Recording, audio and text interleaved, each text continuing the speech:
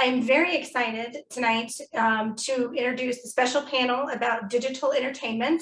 And I'm just going to take a brief moment to introduce our moderator for tonight's event, our own James Burk, who is our Director of Information Technology and MarsVR for the Society. So James is going to show our MarsVR project, which we are all very excited about, and I hope that you are all excited about it too. Enjoy. Take it away, James. Thank you so much, Carrie. Welcome, everyone. Good evening. I'm really excited to be talking to you tonight about MarsVR. And it's a project that, it was about 4 years ago that we started working on this at the Mars Society. We had a conference in Irvine at University of California, Irvine. And back then there was a project called HP Home Planet by Hewlett Packard. And that same event, we also had a big tour at JPL that a bunch of us went on. And so it was kind of those two events. We kind of were looking at VR, and then we saw some VR at JPL, and a bunch of us got really excited about it, and we started on this journey. We did a Kickstarter in 2018, and we raised $31,000. We were able to take that money and scan our Mars Desert Research Station in Utah using the latest techniques. We flew a fixed wing drone and got a square mile of terrain. And then we used techniques for photogrammetry, which is the science and art of taking a real life place or object and putting it into VR. We were able to create a version of our campus in Utah and all the buildings inside and out, put that into VR. And I went and showed that to a bunch of different events here in Seattle at our conference in 2018 and 2019. And we thought that, this is a really great proof of concept, but let's do this, let's do this for real. Let's do this engineering grade. And I want to take a moment to thank some of the early contributors like Shannon Norell and Azad Balabanian and others who helped us out. James Earhart, Sasha Greer were our key donors for phase one. So recently, in the last couple years, we've begun partnering with Jeff Rayner here in Seattle, and I'm going to bring Jeff on now. Jeff is the CEO of MXTReality, a VR company, and they've done a lot of different really innovative work, a lot of different projects. And so Jeff and I have been working together for a couple years on MarsVR, and we decided, why don't we go ahead and do another crowdfunding campaign. And we did that earlier this year. This time our goal was $100,000, and we exceeded that. We got 106,000. I want to especially thank Jenny Rankin and Roger Rankin, who are our major donors for that, but we had over 200 supporters. And so now we've been hard at work this summer, and we're ready to show you what we've come up with. I'm going to go ahead and, so welcome aboard, Jeff. Good evening. Hey, James and everyone. And so this was our Kickstarter graphic, or our Indiegogo graphic. We did a bunch of great videos. And the whole slogan was learn the science, live the journey. And as I mentioned, we had a successful Indiegogo campaign. We got support from a lot of people. And we're very proud that we've been able to do this. This is actually the most successful VR campaign on Indiegogo. We basically came up with 3 different environments at this point. So one of the things that we were able to do, which is actually part of the conference, if you look on the Attendify app and you look in the left navigation, there's a virtual MDRS link. That actually goes to our static environment, our MDRS 360 environment, which we created from a bunch of Matterport scans we did of the campus. So Jeff, why don't you talk a little bit about that? There's some exciting features inside that people might not know about. Yeah, and so let's actually start to give everyone a little recap. This whole MarsVR term that we're using has actually been expanded out, right? As we started the Indiegogo campaign, we listened to everyone's feedback, and also the feedback of not only the Mars Society, but any of their members, the astronauts, scientists, students, software and hardware creators that were doing things similar, and some of those you're going to hear from in a moment. And just anyone who's a space enthusiast, really. So we got all that feedback. So what we had initially planned with MarsVR was essentially a special education and training experience to take people to the Utah desert, essentially, and to really go through what it's like to understand being an astronaut in training. As we did that, though, and we listened to all this feedback, we realized that, in fact, there was more to it than that. And we could actually still provide all of that. At the same time as we launched this campaign, we had these landers approaching Mars and actually touching down and sending back some data. So it was really fascinating to get everybody's feedback real time to say, oh, can you use the NASA data that Ingenuity and these others are producing? And so if you were following along James and I's podcast, as it were, on a weekly basis, you'll hear that we were adapting actually from our initial idea into more. So the core of it was still, we had to reproduce at least an experience that covered the core training from the MDRS. And we actually decided to actually split it into two parts. One where we would leverage everything that was done before and take it to the next level. And as James said, that was what we're now calling MDRS 360. And what that means is we actually put it into a 360 tour, but we've added some real fun, special things in there, which really take it to the next level. So the key things about it are that it is very lightweight. So it's web-based. That means that you can actually tour it alone or even in a group. You can actually have someone presenting and touring you around. It means it's very accessible because you can use any device you have. It's not just VR. You can use it on a phone, an iPad, or a computer, or even a VR headset too. And James is pulling it up here in the background. So you can get a personal tour or you can go all the way around it.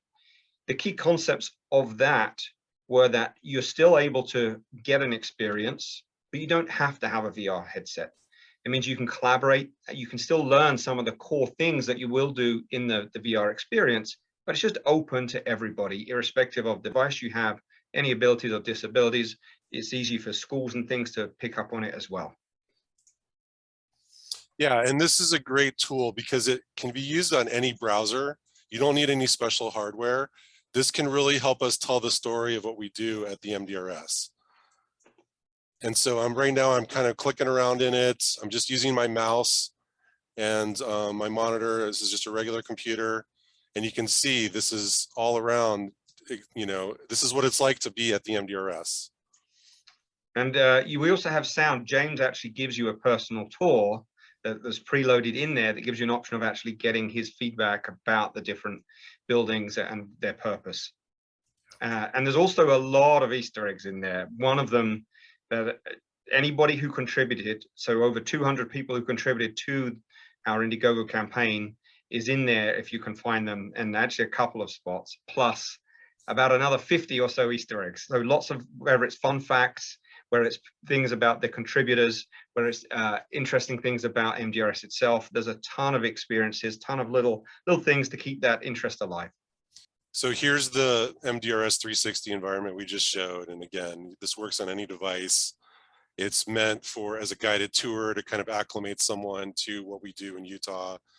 It's extensible. We actually could use it as a meeting space too. There is a feature where you can actually give people a live guided tour, almost like a Zoom call, and you can have multiple people in that at once. All works within the browser. So we're excited for people to try this out, but that's not the only thing that we've built so far. So Jeff, do you want to talk a little bit more about our second experience? Yeah, so the one issue we had with the drones and photogrammetry stuff, while it was very fantastic, once you create that experience, you can't adjust it, or at least not very easily. And it's hard to improve it because if there's, for example, a big sun at a certain time of day, that shadow is baked onto the environment. You can't adjust it. Doors that are closed remain closed. Objects that are in the real MDRS, you can't clean them up, at least not very easily from all of the tour. But most importantly, it's a little bit harder to get a really interactive experience.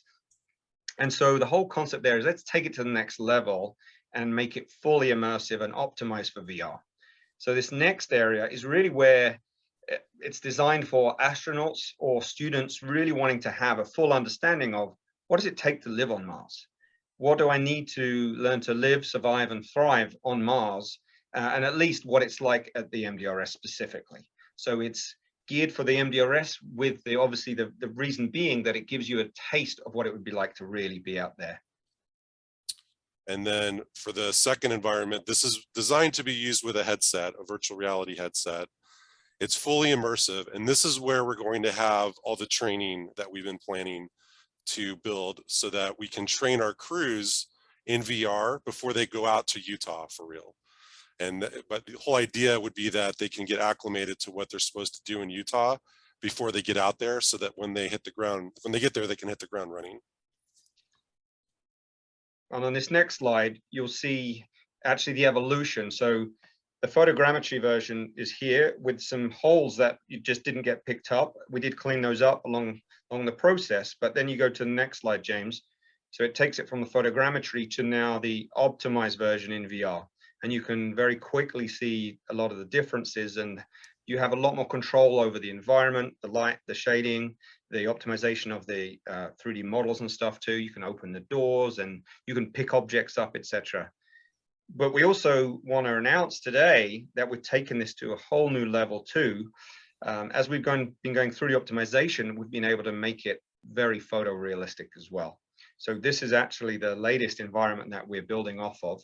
And we're going to be releasing not only some videos on this, but also anyone who backed us will have priority access to this over the upcoming days, because this is testable right now. So we want to get everyone who actually helped us get to where we are today to be the first people to try it. And then we're going to release it out at James and Mars Society's discretion in the near future to everybody else. Yeah, and the whole idea is that we're going to have this as a free download on Steam. We're going to give this away essentially. We want this to be a research tool. We want it to be widely used. We will have some unlocks that we kind of have paid DLC on top of it, but the base core experience will be free for everyone, and it'll be widely available on the Steam platform. James, do you want to talk a little bit about some of the training programs that are within inside MarsVR or MDRS VR now? Yeah, absolutely. So, there's several different tasks that a crew member at MDRS needs to learn. Procedures like how to put on your spacesuit, how to go through the airlock, how to use some of the facilities, how to use the kitchen and the science dome and the RAM, the engineering work center on the left there. How to use the observatory. It's now a solar observatory, but it's still actively used. And the green hab, how to get acclimated there, how to maintain the plants. So we're going to build, working with Shannon Rupert and the MDRS team, we're going to build training that really tells that story, that allows people to learn how to be a crew member at MDRS through this virtual reality application, so that when they go there for real, they're ready to go. They've learned, they've been certified, so to speak, and how to be a crew member. And it's also a kind of experience that we can and will expand over time too. We have 6 training modules out of the gate, and then we are looking to expand upon those once we've got everybody's feedback, once we figure out where everybody would like us to go in the future. The next slide talks about some of the extended ideas that we're hoping on a lot of these concepts to actually mirror them both in the Utah desert with MDRS as well as the Mars VR version itself. So for example, driving a rover, flying a drone stroke Ingenuity, you can do this both in the Utah desert and on Mars. Sorry, James. No, you're fine. So again, we're now talking about the third environment that we're creating, which is focused on Mars. And so we're taking the terrain from Mars using real NASA data and putting that into VR, but also adding in some of the real missions that have happened, the different rovers, the Ingenuity helicopter, and other features that really make it realistic. So we want to have extensions to MarsVR that allow you to use the latest technologies, such as haptic suits, haptic gloves, treadmills. There's lots of different hardware vendors out there that we've been talking to. One of our partners on the Indiegogo campaign was a company called VR that makes essentially a motion simulator for driving. And so we're going to integrate that and allow you to drive a rover. Like the rovers we have at MDRS, the Polaris EVs that people use while they're there, we're going to essentially have a version of that that you can drive in MarsVR. And using almost any VR headset that exists, and some of these experiences you won't actually need VR for. It's better, I can tell you that. When you are flying Ingenuity, for example, and in the screenshot behind James, on the screen here, or even behind me, these are different parts of the experience that are screenshots from it, all right? So this is real imagery from it. And the way we've built that is actually layered together about 7 different NASA data elements. And then for everyone who's not fully aware, the quality of those is not to the standard that we need them to create this experience. It's basically about 50 feet for one pixel, which is great when you're at 10,000 feet, but terrible when you're on the ground, walking around, driving around, or flying around. So what we've had to do is fill in the gaps, as it were. Similar to when we did the photogrammetry stuff, you could see there were gaps. We have the same problem here.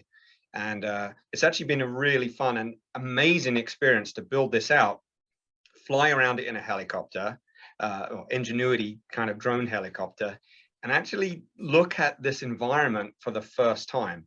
Over the next few days and weeks, we're going to be showing you some of the work that we've done. Prime example is the size of some of the meteorite craters. We were testing out where should we actually build this experience. And James actually came up with this idea, first of all, let's try it in one of the meteorite craters.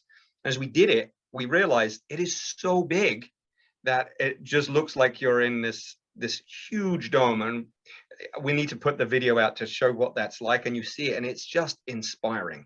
It really does. If you go there to Mars, the first people who go there, hopefully within just the next few years, it is incredibly large expanse of mostly nothingness, which is something we're not really used to here on Earth.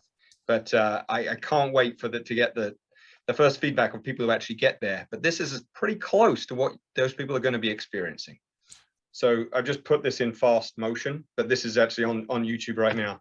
So this is just me flying around, for example, around MarsVR. Now note the coloring is not exact because we don't know the exact coloring. But based off of, as I said, all of these different levels of data, so like, for example, red, blue, green, different filters that Mars give us, height map data, and all these amazingly different data sets, some at different qualities and altitudes and stuff, means you have to do a lot of guesswork. But the core of this is actually based exactly off of Mars data. So it's incredible when you fly around this for the first time and you think, this actually is based off of Mars. This isn't just made up in the computer. So I remember when we first started the project, we wanted our sort of goal for the terrain was to show fist-sized rocks. And it was really hard for us to do that at first. I mean, we had taken a bunch of photos, but I think we took over 10,000 high-resolution photos with the drone of the Utah terrain. But we were not able to process it to the level where we could see fist-sized rocks at first in the first prototype. Now, not only are we at fist-sized rocks, we're at grains of sand, it seems like. And that, so it's very impressive to me how far we've come in 4 years. And this one is just a quick view. I might have to mute this because you'll hear James speaking, which is a good thing, obviously. But this gives you an idea of actually the MDRS VR experience. So to be clear, we started with this idea of Mars VR. We've now split that into 3 different experiences. MDRS 360, the very accessible one, MDRS VR, which is the VR version with the full training, and then Mars VR, where we essentially take the core concepts, take it to Mars, and later really fully explore it. But let me play this. Of course, the toolbar is right in the way. There we go. All right. I'll just put the mute on for a moment just to avoid that. But you fly in just to get started, and then you'll land here, and then you'll be actually taken around by James for the initial part, where actually he'll explain about the different buildings and the things that you can see and do, and in fact the things you're going to have to do as part of this experience. And the first part is a purely guided tour, and then we move on to the modules for the training, and they're actually in a very specific order. so that you learn just as the astronauts in training learn as well. And we try to give people lots of different visual cues so that people don't get confused or lost what they're supposed to do.